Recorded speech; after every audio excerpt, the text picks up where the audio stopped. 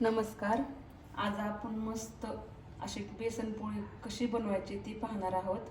याचबरोबर कुरकुरीत अशी ही बेसन पोळी बनवूया. चला तर मग.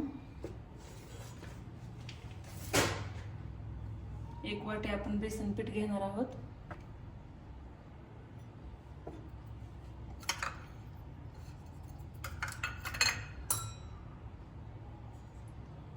एक ते 2 चमचे लाल चटणी घेणार आहोत आपण.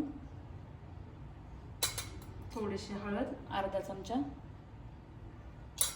आणि हे जिरे क्रश करून घेतलेले आहेत मी 1 चमचा.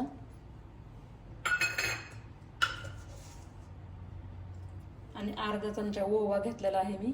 ओवा असा क्रश करते हातावर थोडासा आणि याच्यामध्ये टाकते. ओव्याने खूप छान चव येते बेसन पोळीला. आणि हे खूप सारी अशी कोथिंबीर घ्यायची आहे आपल्याला. कोथिंबीरने खूप छान टेस्ट येते. आणि चवीपुरतं मीठ टाकूयात आपण ह्याच्यामध्ये.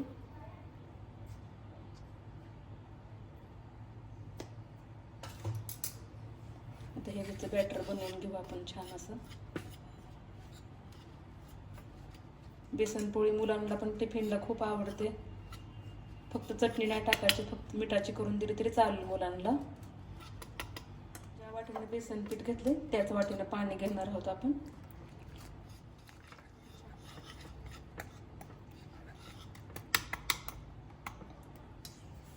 आपण हे बेसन पोळी टाकून घेऊयात आता.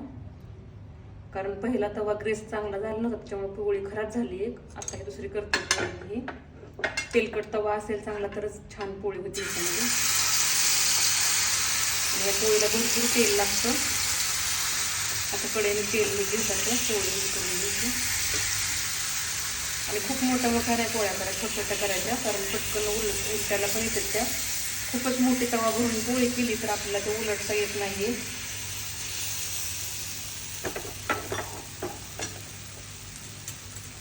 बरं, किती छान असे एकदम राऊंड शेपमध्ये पडलेले आहे पोळी. म्हणजे तेल असं कडेने लावून गाळून घ्यायचं बाहेर. खूप छान अशी कडक एकदम कुरकुरीत होती पोळी.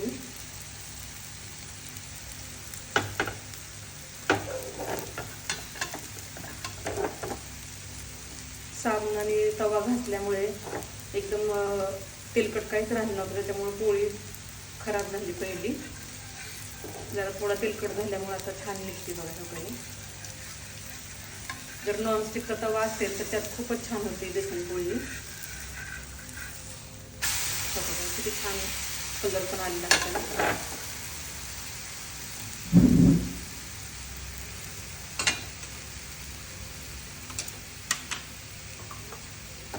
खूप छान अशी पोळी झालेली आहे. मुलं खूप टिफिनला आवडीनं खातात पोळी. ही नक्की बनवा तुम्ही घरी.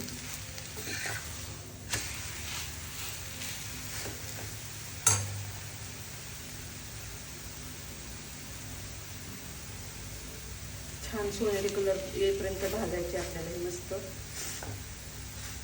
आणि ह्या पोळीला थोडं जास्त तेल लागतं.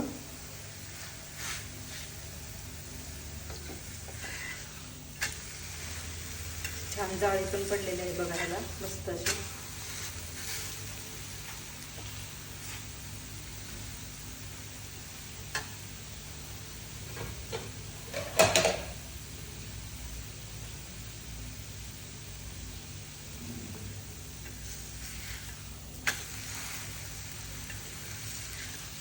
आता किती सुंदर झालेली पोळी आपली ही. खूप छान आहे. नक्की करून बघा. जर माझी रेसिपी आवडली तर लाईक करा, शेअर करा, चॅनलला सबस्क्राईब करा. चला पुढच्या रेसिपीमध्ये भेटू आपण.